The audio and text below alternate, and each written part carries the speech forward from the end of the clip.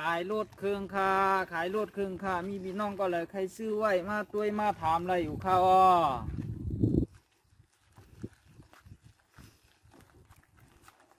ขายรถเครื่องค่าขายรถเครื่องค่ามีพี่น้องก็เลยใครซื้อไว้มาตัวมาถามอะไรอยู่ค่ะพี่น้องหน้าของน้องเจ้าค่ะขายรถเครื่องค่าขายรถเครื่องค่ามีพี่น้องก็เลยใครซื้อไว้มาตัวมาถามอะไรอยู่ค่ะอ้อขายอันเท่ากันนั่นขายรถเครื่องมาไหนผมว่าหนูฮะขายมาหลายเตี้ยวล่ะขายมา4-5เตี้ยวนั่นอย่างขายมาที่นั่นบนเชื่อก็ดานว่าบนเชื่อถ้าสั่งมาขายมาเพียวกันไหนอย่างหล่ะเมื่อทำมือที่ไหนคนขายแล้วกันจังไหนล่ะมาขายรถเครื่องค่าขายรถเครื่องค่ามีพี่น้องก็เลยใครซื้อไว้มาด้วยมาถามเลยฉันที่ห้องขายหาดีหล่ะฉันที่เขาด้วยไหนดูผมมาด้วยดีมือใกล้ดีซื้อก็มั่มว่าดีเอาก็มั่มว่ารถมันทำเปลี่ยนทางเลยทำใครขายล่ะแน่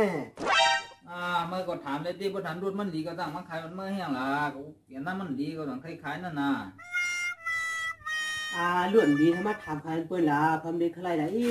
เปลี่ยนนั้นมันดีก็ใครขายรถนั้นดีก็ตั้งมาขายแห้งล่ะพวกเขาชื่อคำดีเขียวบ่นั้นสุดดีก็ว่าปีน้องก็เลยใครซื้อไว้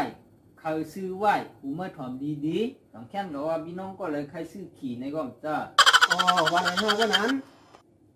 เป็นทางละลายล่ะว่ามันดีได้นูก่อมไล่อันน่ะก็โทรมาหือป้อนลำทำป้อนเลี้ยงให้หวานก็ใกล้เคียงมั่งฮะซองก่อมมีวันนั้นท่านนายหนอถ้าเขาตามไม่ซื้อไว้ละไอ้เขาขั้นกับขายแพงนะเหรอเงยมาม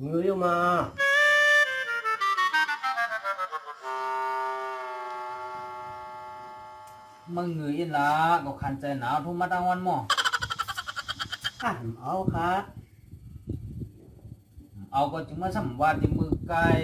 ก็รักพ่อพวกใครเฮียน่ะยอกไปยอกได้ยังเมื่อน่ะ